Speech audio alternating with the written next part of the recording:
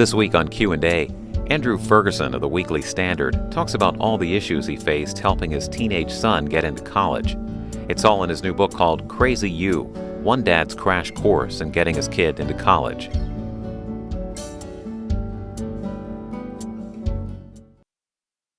Andrew Ferguson, your book's called Crazy You, One Dad's Crash Course in Getting His Kid into College.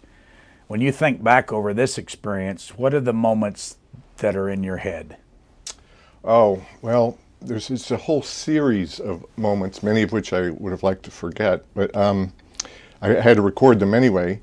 I suppose the one that sticks in my mind the most was saying goodbye to my son and dropping him off at college. The book is, takes us all the way from the beginnings of even looking at colleges or thinking about colleges to getting him in, and then dropping him off at school, because it was it was the culmination of all this sort of 18 months of worry and anxiety, and it's for a parent, it's a very bittersweet feeling, because on one hand you shove the kid out the door, he's on his own.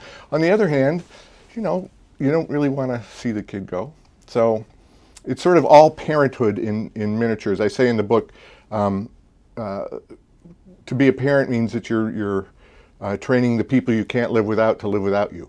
And it's exactly what happens when you bid goodbye. Well, I'll come back to other things, but let's just Simon & Schuster put together what we call a PR vehicle for you to promote this book, and I think I overheard you saying you've not seen it. No, I haven't. Okay, but it'll give our audience a chance to see what your son looks like and his name and all that, because you can't find it in the book except for the dedication. All right, let's run this.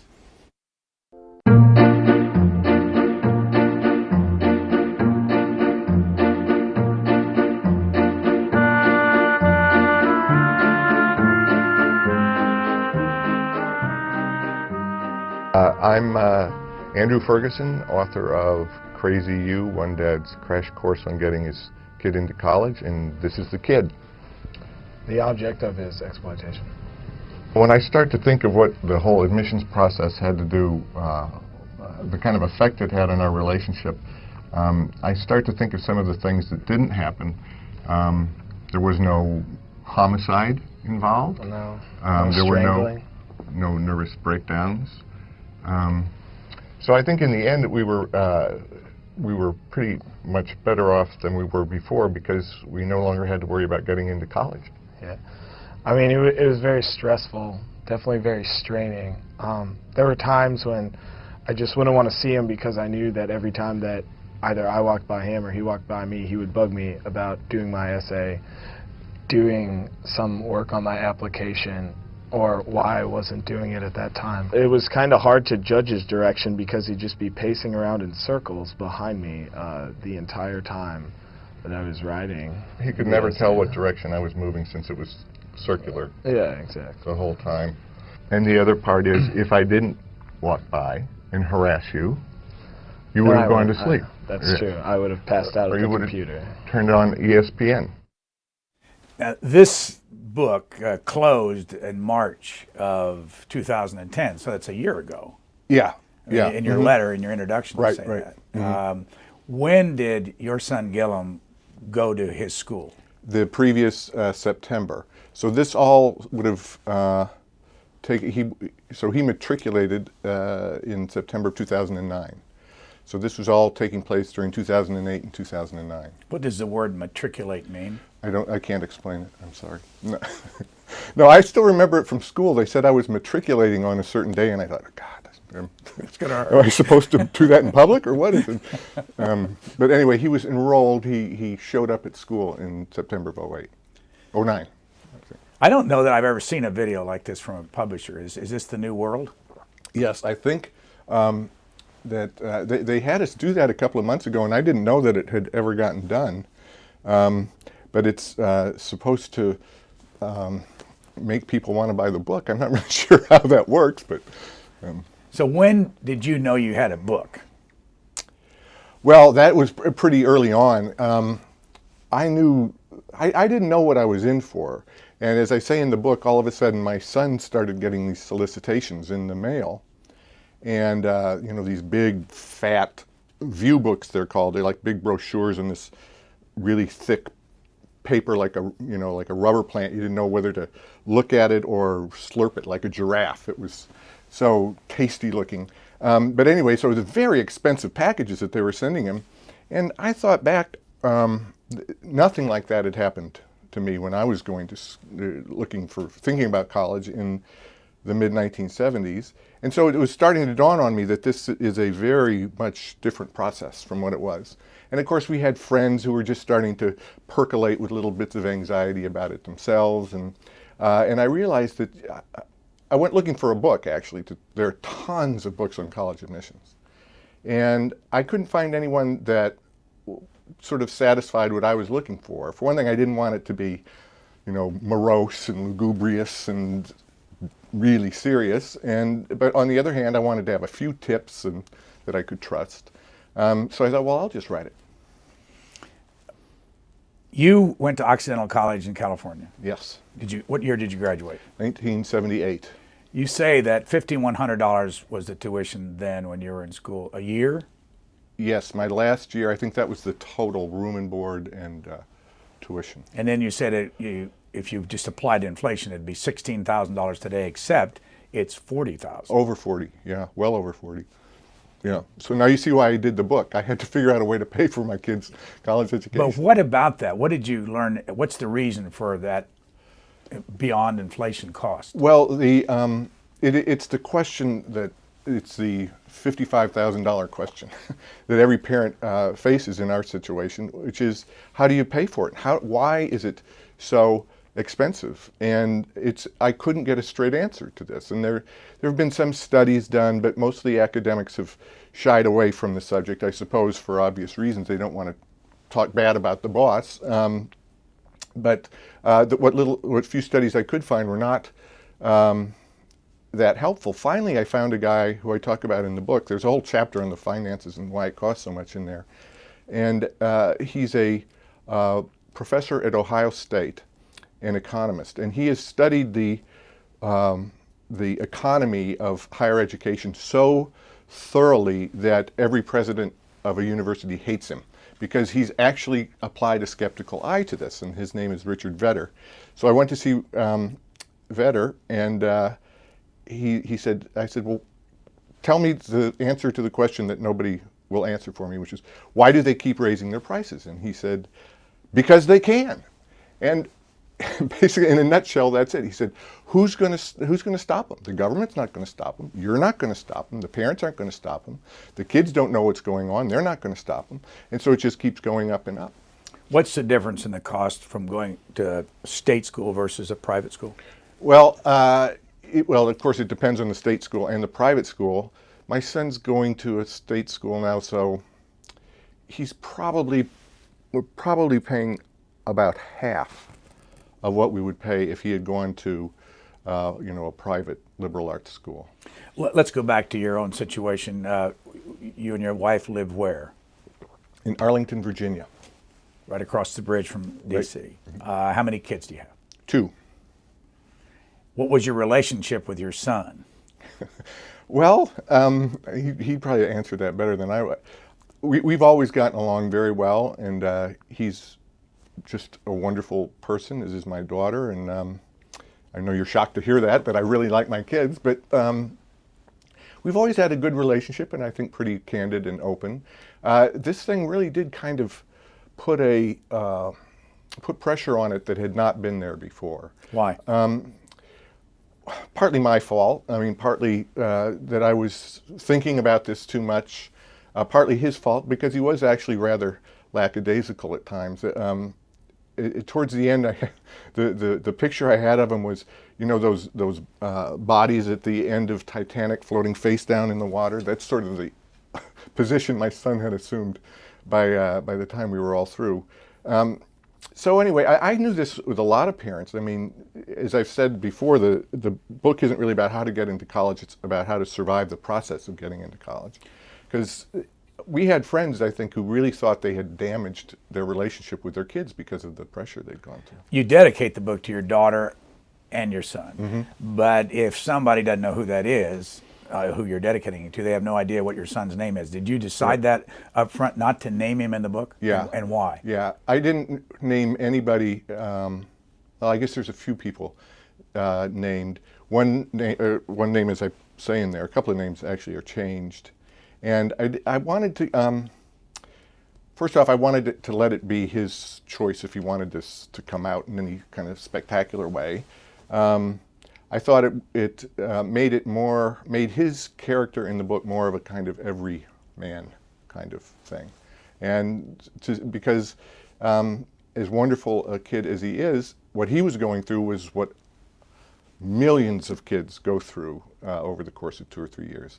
So I thought it might be better if it wasn't if he wasn't identified by name.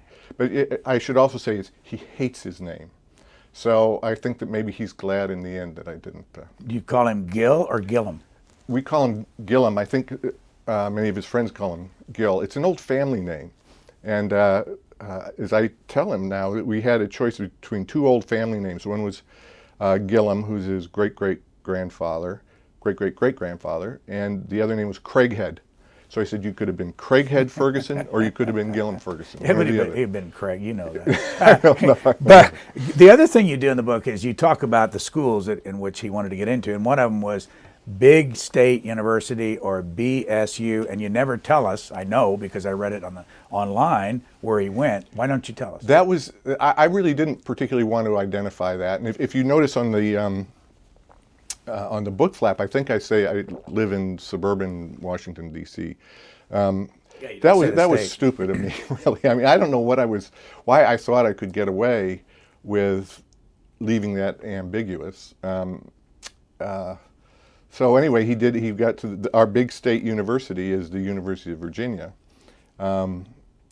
He applied to Virginia Tech and William and Mary and a couple of other schools like that. Part of the problem with the University of Virginia is it has a reputation because of Thomas Jefferson. It was founded by Thomas Jefferson. And because that beautiful little central campus is so lovely and historically significant and so on, it does have a sort of a reputation as being something other than, say, University of Kentucky or University of Illinois or Indiana University.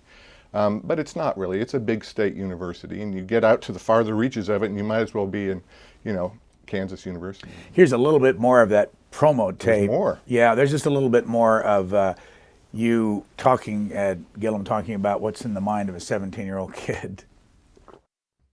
We had one bit of advice early on that we didn't take, that I was quite adamant that we not take. When a college counselor had suggested when Gillum was going to start writing his essay for the college applications, he said it had to be a work of passion. I want him to dig deep into himself and give us his innermost thoughts. And I said, he's a 17-year-old boy. He doesn't have any innermost thoughts. And if he did, you wouldn't want to know what they are. So luckily, we went all the way through the process without you ever telling me what your innermost thoughts were. Yeah, you're lucky. Thank you for that. You're welcome. I feel lucky. It looks like to me, I've never met your son, that he has some innermost thoughts. Does he understand your sense of humor? Yeah, we've always been on the same wavelength. As I am with my daughter, there's always a lot going on in our house, and a lot of sort of ribbing and little touch of sarcasm here and there. What was your agreement with your son about this book? Did you have any? None. Absolutely. Did you give him any opportunity to say, I don't want to participate? Oh no. Because as I said, this is how we're paying for his college education. But also, I had him read the manuscript because I didn't want him to have anything in there that he thought was, embarrassing or anything like that. I really didn't want to do that. But he didn't have any choice about whether I was going to write about it or not. Years ago, I made a decision as a journalist and a writer that I was never going to write about my kids, that writing about your kids for a columnist or anything was the ultimate failure of imagination and self-indulgence and so on. So I've been writing about my kids for the last 20 years. I couldn't keep the pledge. So he's a freshman at the University of Virginia? Sophomore. Oh, all right, okay. Yeah. Mm-hmm. Second year, they call it there, second year. Second year. How did he do his first year? I never got to see the grades. Well, he told me what they were, and I assumed he was telling me the truth. So he's doing okay. He's very active in a fraternity, and is having a great time, maybe too great of a time, actually. What do you think of college? Just the whole idea of it. Well, that's partly what the book is about. I was trying to figure out what I thought about college. My own experience in the 70s I was sort of, looking back on it, I'm kind of ambivalent about it. It was right when the revolution of the 60s was taking hold and really becoming sort of the mainstream on college campuses. As I say, the revolutionaries of 68 became the assistant profs of 75, and then the department chairs of 85 and 90. And I saw this sort of change, this transformation of what you call political correctness now, or, and getting rid of all the parietal rules, which, had curfews and so on. And now colleges are in full flower from that. And there are serious drawbacks to it, I think. Lack of, I think a lot of kids aren't getting the education, or are finding it harder to get the kind of education that they could at some of these schools. One of the things I talk about in there is that schools at University of Virginia have very few or no mandatory survey classes of, European history from 1066 to 1522, or American literature from the Revolutionary period to 1850 or something, what used to be the meat and taters of a liberal arts education. Now professors, for reasons of self-interest, like they want to get tenure and they want to get published, have sort of dug into these silos of little individual details of scholarship, witchcraft in South London from 1588 to 1592 and stuff like that. And those are the classes that are on offer for the kids. So they come in and they're kind of lost anyway, and they look around and they don't have any way to kind of get their bearings, because there's no way to get, or it's very hard to get a broad brush education in the first couple of years. Go back to your son, and he was how old when the first view book came in from a college? 16, I guess, yeah. How many did you get 17. over a period of time? Oh, I don't know. My wife, several hundred. My wife has... Several hundred? Yeah, I'd say probably 200. How did they know he was about to graduate? Well, see, this is a thing I found out that I don't think other parents know, is when the kids, as almost all kids do, take a practice SAT test, which is the big achievement test, or the aptitude test, as they used to call it. They take a PSAT a couple of years before they What's take the PSAT? SAT. A PSAT is like a practice of the SAT. And it sort of gives you, the kids take it when they're freshmen or sophomores. But there's a questionnaire that goes with it. And if I ever knew this, I had forgotten it. That is actually rather detailed. And the kid disgorges all kinds of information about himself, what his zip code is, so they can have a sense of how much money his family has, the kinds of courses he's hoping to take, what region of the country he'd like to live in or go to school in. So the College Board, which puts on the SAT, amasses this huge data bank of information about each prospective college student in America. Do they sell that to the colleges? And then they sell for 30 cents a name. The colleges come to them and say, we're a small Baptist college in the Southwest. We need to know the names of every Baptist kid within 100 miles of our campus.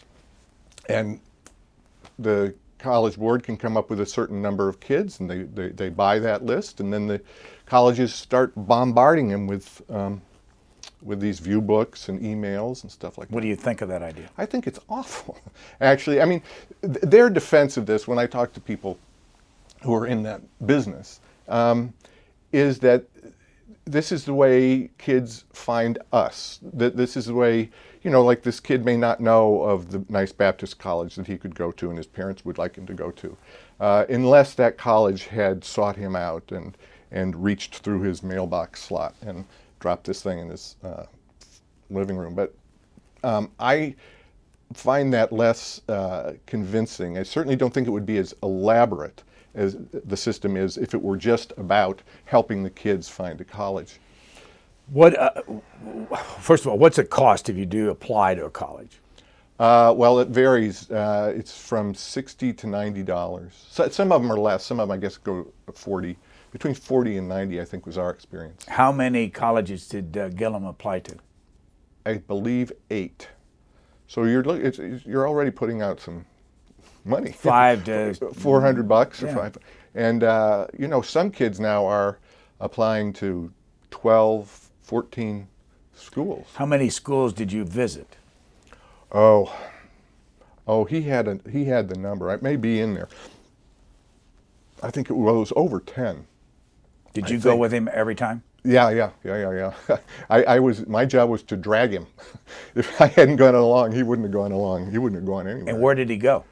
Well, we went to UVA. We went to, because for expense reasons, a lot of parents really put together elaborate college tours. I talked about one guy in there who really went to comical extremes. But for reasons of economy, I would try and piggyback things if I had to go to on business trips. So I had to go to California, and he went along, and we saw colleges out there. We had to go to a wedding in Chicago, so we saw colleges there. We went to visit friends in New England, and so we saw colleges there. So I tried to economize as much as possible, but you can really get into real money if you want to do a thorough college search. Now, based on what colleges you went to, which one would you have picked? I really liked Dartmouth because it's sort of old and New Englandy and Did he? No, he hated it. Well, for one thing, we went on a gorgeous summer day, and he wasn't fooled because he knew that within 4 months that place was going to be packed in ice. Hanover, New Hampshire. Yeah.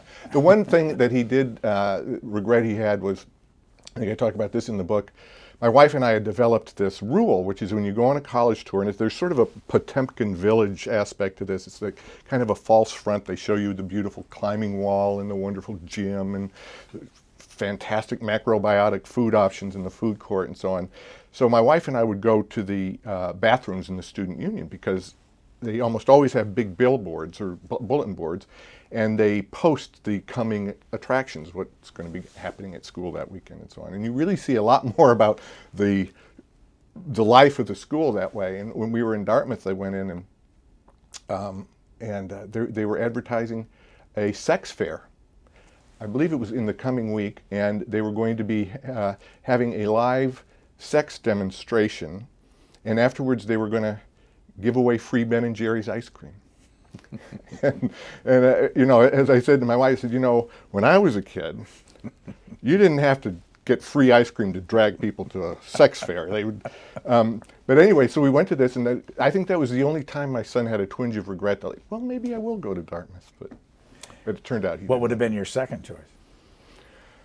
UVA, maybe. I'm a sucker for that whole Jeffersonian line that they push. UVA is University of Virginia is how far from Washington? 2.5 hours. How big a school is it? Huge. I think for the undergraduate, well, I shouldn't say because I'm not sure. I think it's about 12 to 14,000 undergraduate, and then big graduate programs. And at what point did he decide he wanted to go there?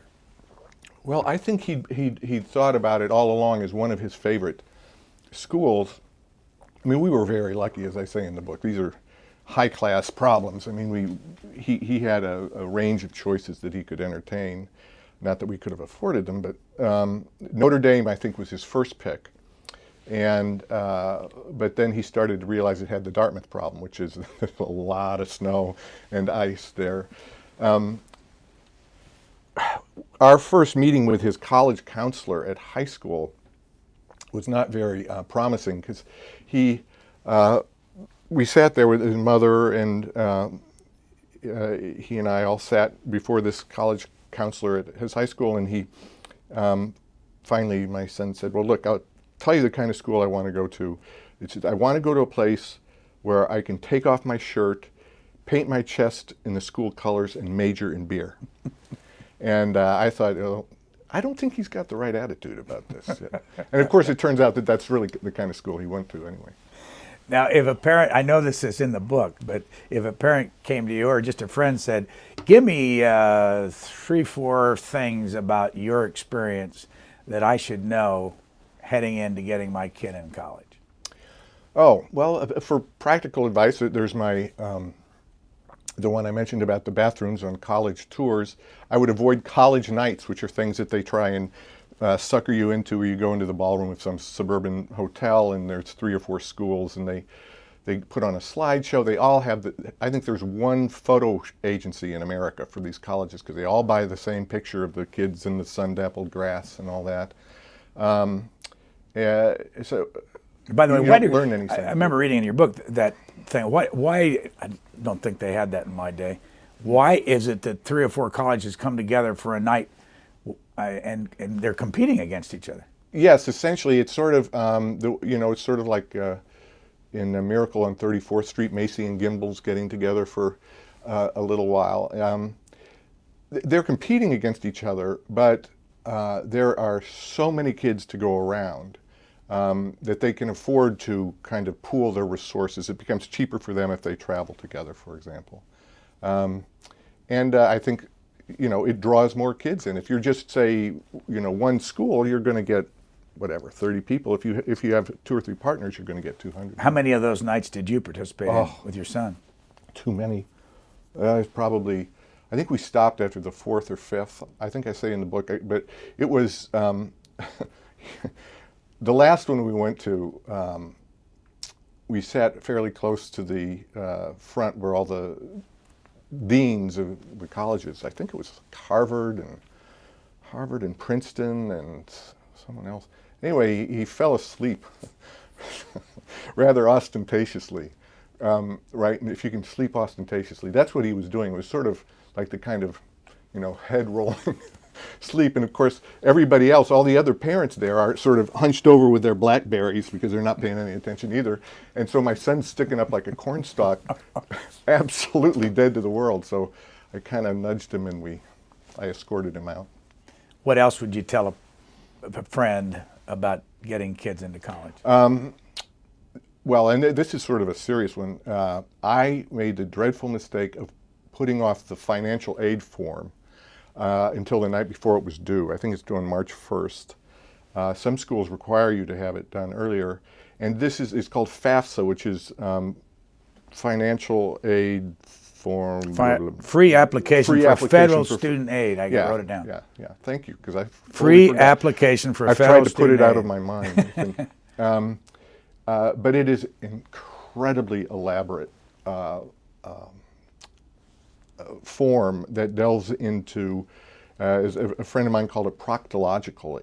It gets into every part of your finances, and you have to have the information there, or it'll take you hours to try and put this together. They say it shouldn't take you longer than an hour, but that's a bunch of bull. What's the point of it? Oh, I'm sorry, I should have said that. The FAFSA, if you hope to get any kind of financial aid, whether it's a grant or a work-study program or a Pell Grant, any of these loans that are now available from the government, you have to fill out one of these FAFSAs. And it's also, this is information that's readily available to the schools themselves.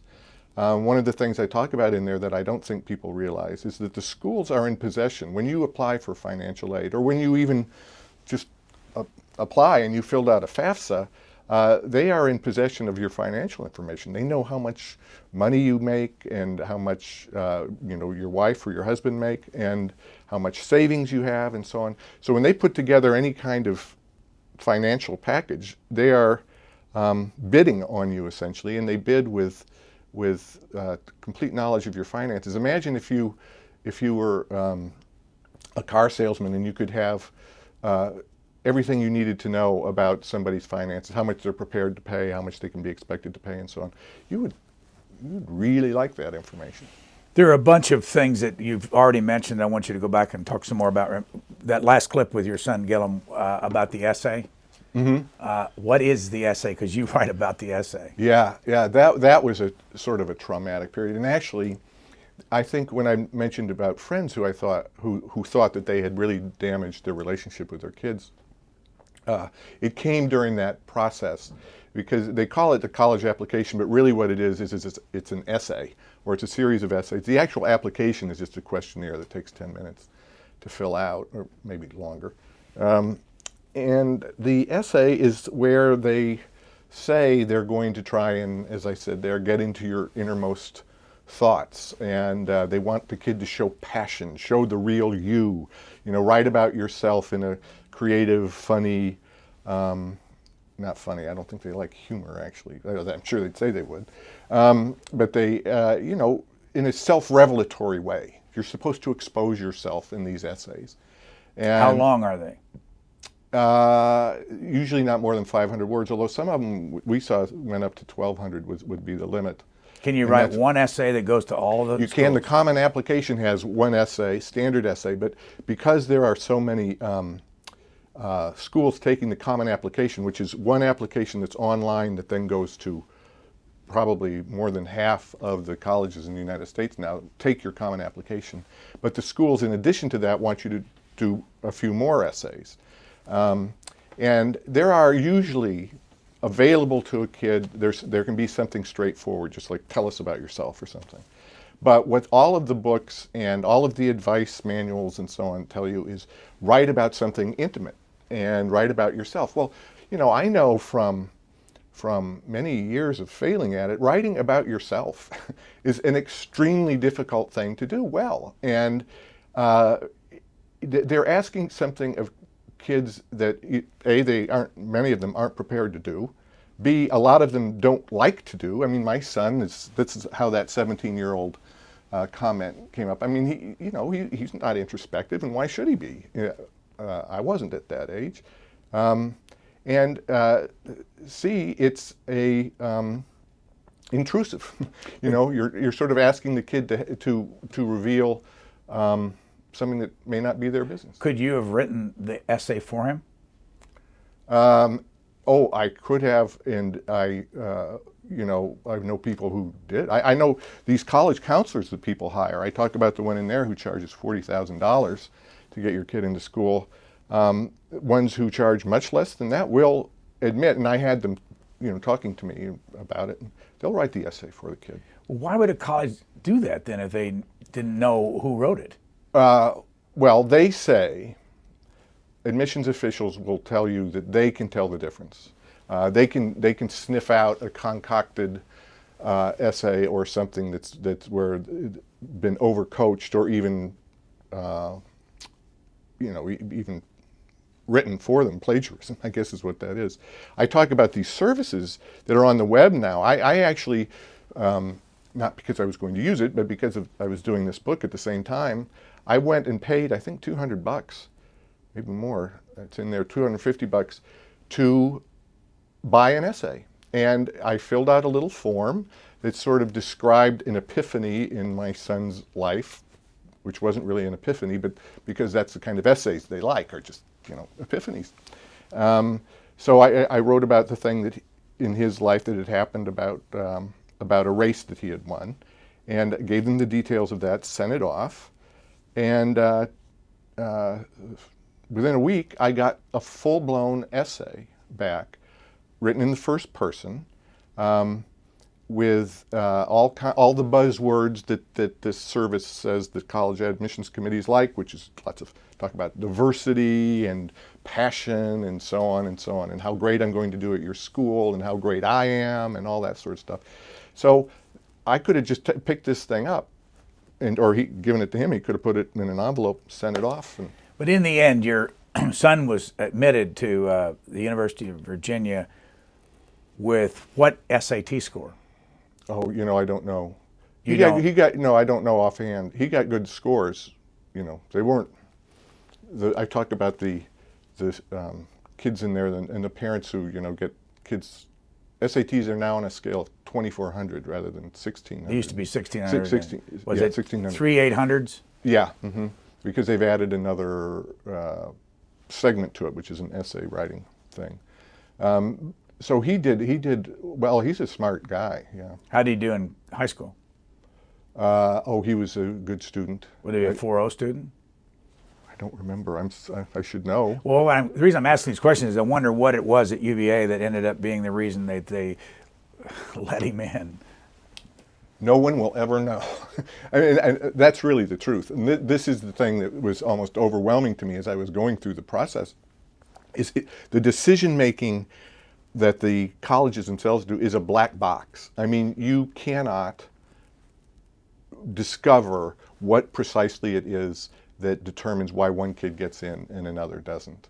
And there are all sorts of secrets in there that I talk about in there that kind of hint at what's going on, but it will vary from school to school. And there are reasons for that. These guys are in business. They don't like to admit it, but they're in the higher education business, and they are trying to get the kids they want to get.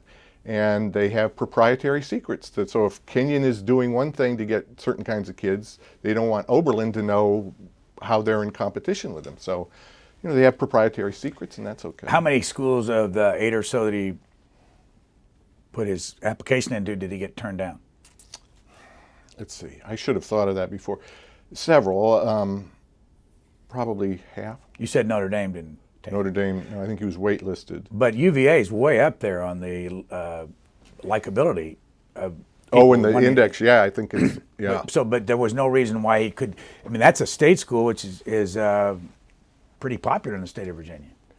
Oh, God, yes. Yeah. And he had all kinds of things going against him because we live in Northern Virginia, and because it's a state school, it has to have all, geographic diversity. And so he had some marks against him. And believe me, I mean, when he got in, we were very happy. Very happy. Katherine Cohen. Yeah. Tell us the story. Well, this actually was when I decided I should do the book. Absolutely. A friend called and told me about this woman in Manhattan, who's a college counselor, very successful, huge business, beautiful office right near Carnegie Hall.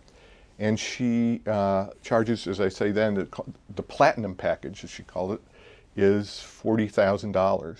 Sort of a soup to nuts thing where she'll take your kid by the hand at age 14 or something, tell the kid what classes to take, what extracurriculars to have, how the kid should spend the summer, all designed to get into the school that the parents or the kid want to get into.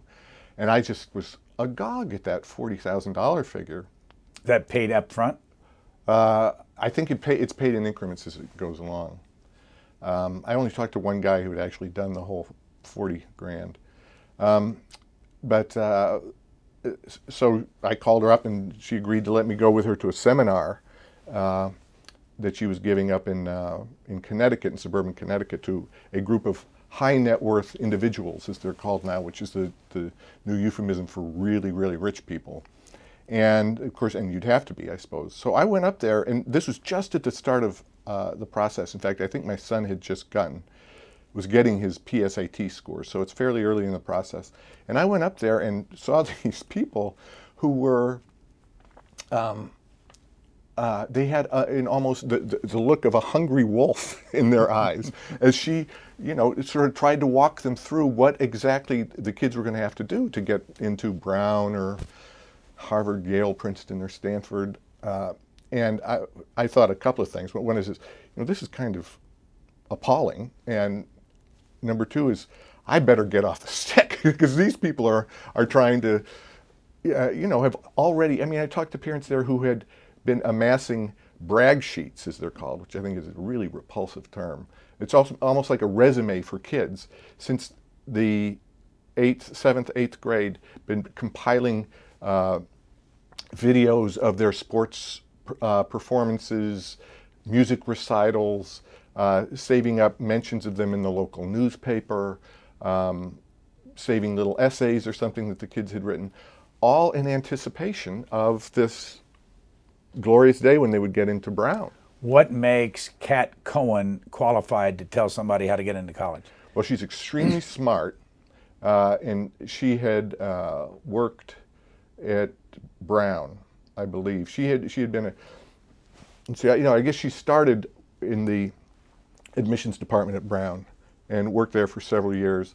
And she has a very wide network of acquaintances and friends.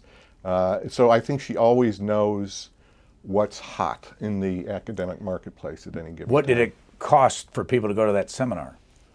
That seminar was free because the bank, it was held at a bank on the top floor of an investment bank.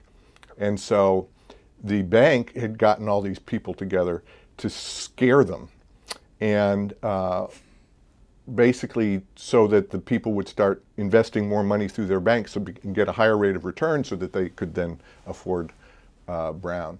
The lady who came out and introduced Kat Cohen was with the bank, and she said, okay, let's say you're in Connecticut, you got 3 kids, you want to, of course nobody in there had 3 kids, you only have 2 kids now if you're a high net worth individual. Anyway, she said, she listed, let's say you get into UConn, Fairfield, and Yale, those 3 kids.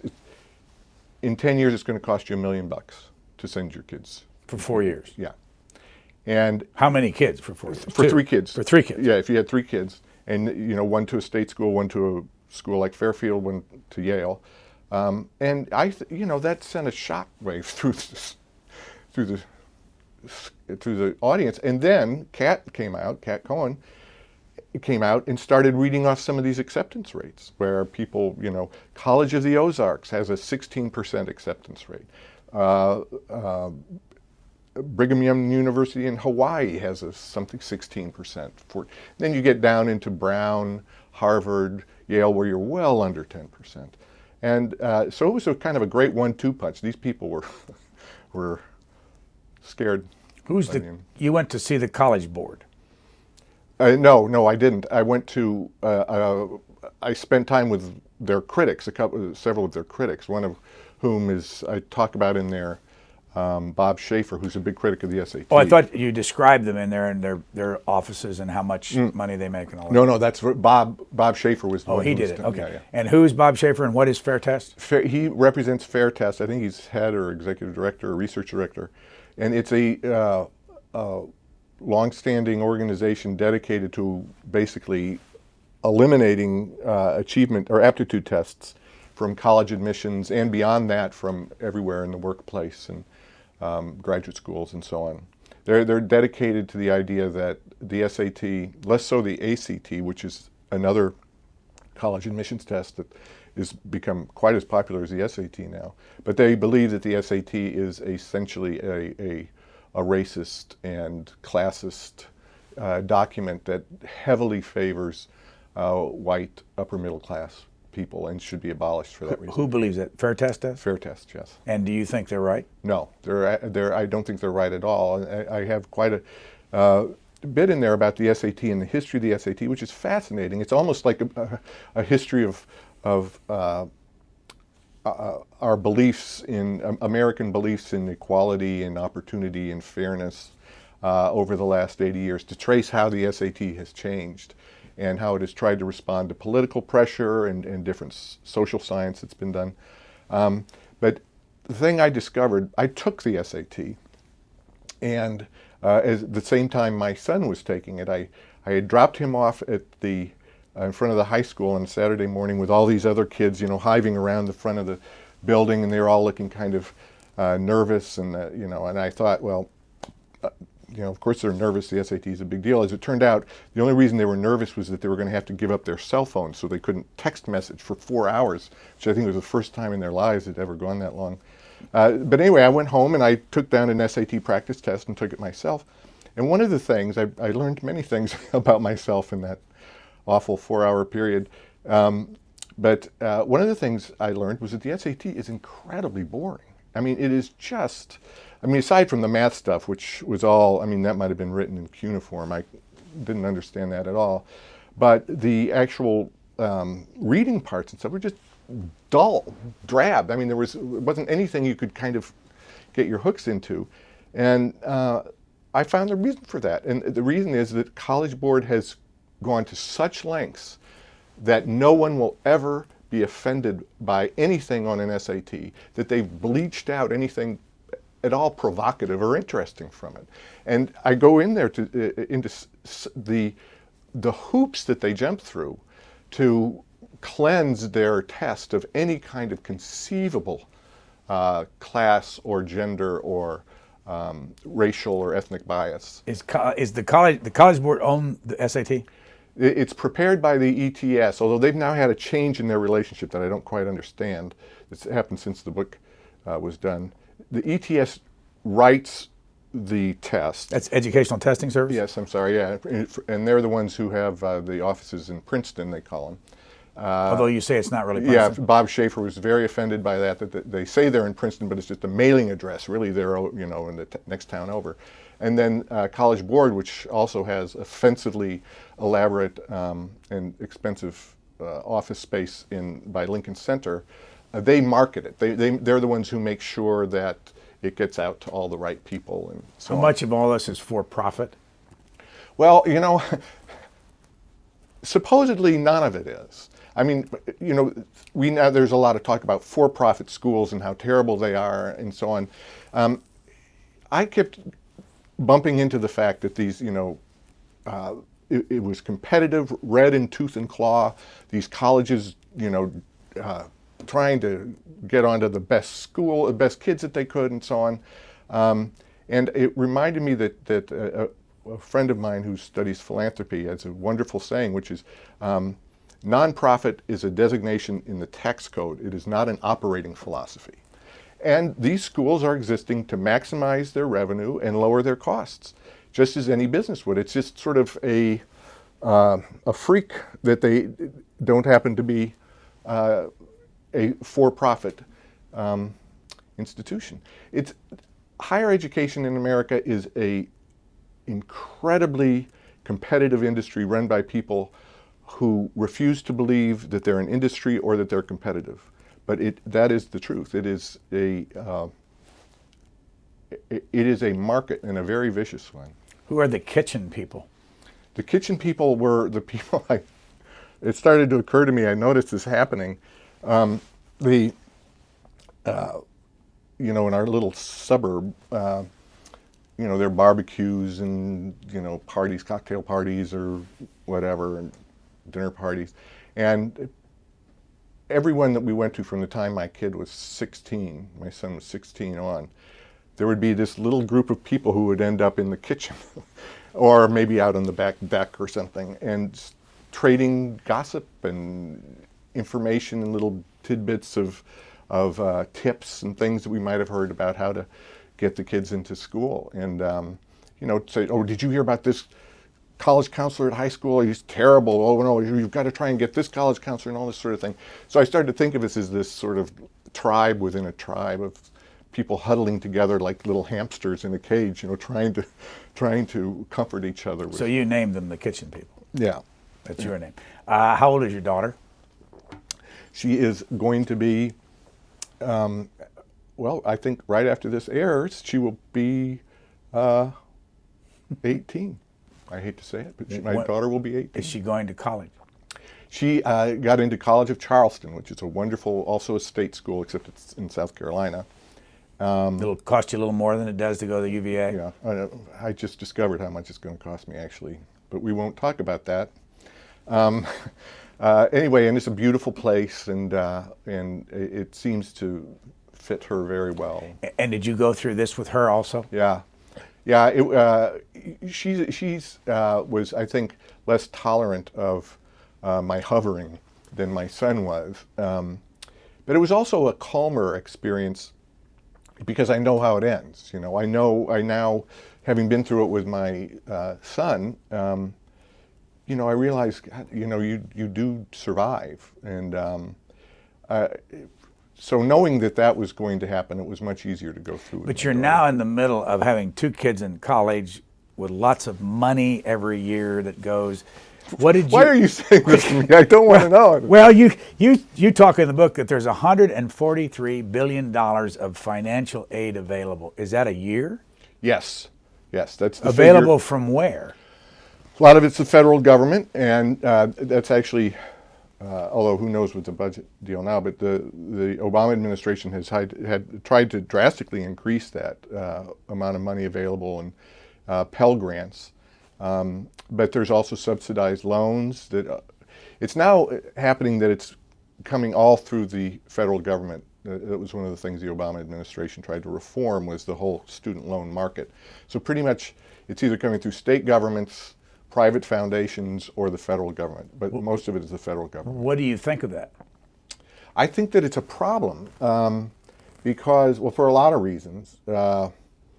One of them being I'm not getting any of that money. I mean, I've applied for it, but seriously, it's one of the things that you realize when you watch this steady climb of tuition costs is it is attended at every step of the way by a increase in available aid, mostly federal aid, subsidized or grants, subsidized loans or grants. And there is some relationship. I mean, academics are studying what exactly the relationship is. But so with all this increase in aid over the last 30 years and the huge increases in tuition, the number of people below the poverty line, or even in the lower quintile of the population, it's pretty much the same percentage of the college-going population. All of that has, in hopes of inducing more poor kids to go to college, which is a perfectly worthy goal, we've just spent a lot of money and nothing seems to have happened from it. How many four-year universities and colleges are there in the United States? I believe it's 2,000, but I may have been mixing up my numbers. It's either 1,500 or 2,000, or maybe it's 1,200. I'm sorry, it's been a while since I wrote all that. I actually think the number you wrote in the book is 1,400. I said 1,200 and I said 2,000, so and we're now going you're to split the difference. But then how many of the I should say, by the way, that those numbers are all over the block. I have never seen a solid figure on the exact number of four-year colleges in the United States. The Washington Post over last weekend wrote a piece on Kaplan Education. Did you read it? I glanced at it. I didn't read it. Because it's about their own company, Right. and the wrongs and the wrongdoings of their own company, the Kaplan Education, which amounts to what, 60% of their revenue or something like Yes, that. yeah, it's huge. But that's all about private colleges, online colleges and all that. Did you look into any of that? And did your son ever think about doing any of the private colleges? Like the online for-profit? Or I mean, the Phoenixes and the right, the for-profit ones. Yeah. No, because he had these other options, thank goodness. But I've since looked into them quite a bit. It's not really in the book because I was trying to write about a certain kind of experience, and this wasn't part of our experience. But I've gotten very interested in it as a journalist, trying to read about the for-profit schools, and I'm very interested by the hostility that the for-profit schools have generated. Why?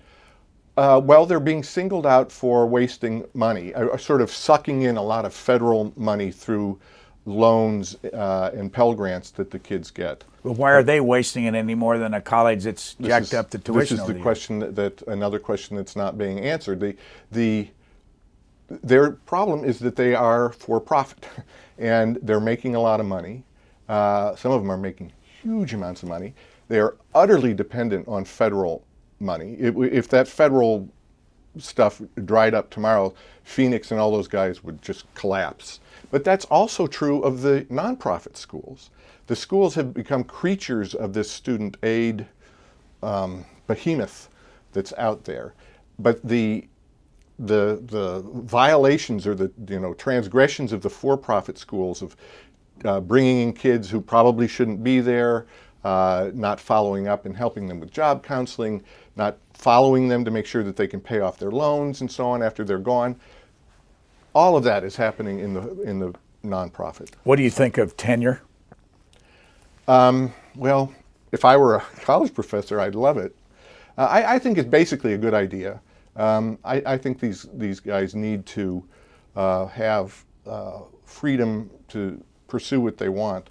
The problem is that the very thing that tenure was designed to provide, which is insulation from political pressure and so on, is now being provided, so I'm told, I think fairly reliably by a number of professors, that political pressure now is being brought to bear within departments themselves, where people, a kind of, as I say, political correctness can be enforced, and some people who have, say, conservative or moderate views feel like they're being penalized for that.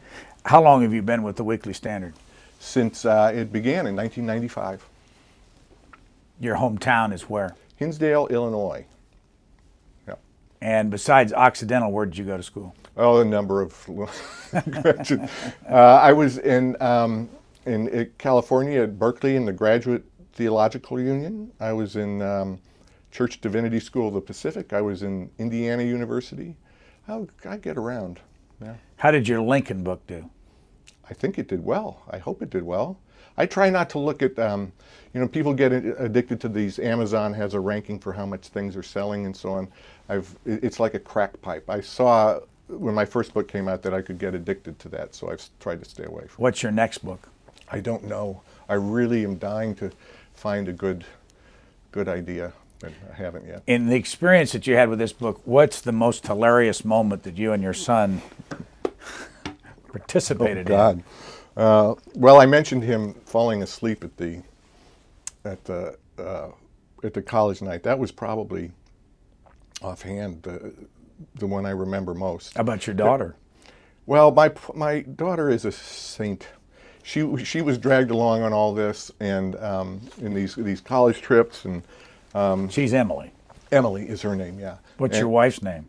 Denise. What did Denise think of all this?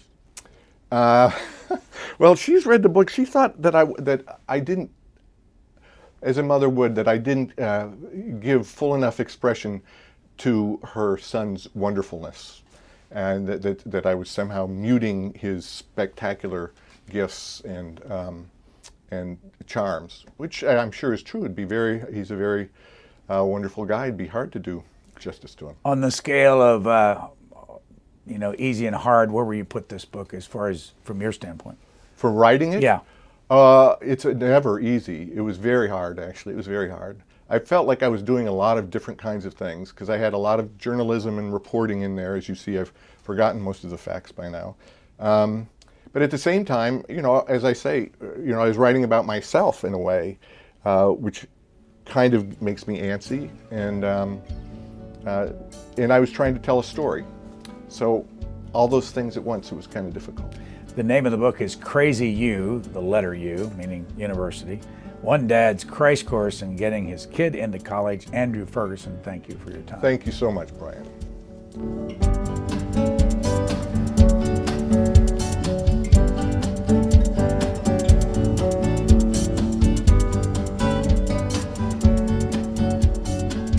For a DVD copy of this program, call 1-877-662-7726. For free transcripts or to give us your comments about this program, visit us at qna.org. Q&A programs are also available as C-SPAN podcasts.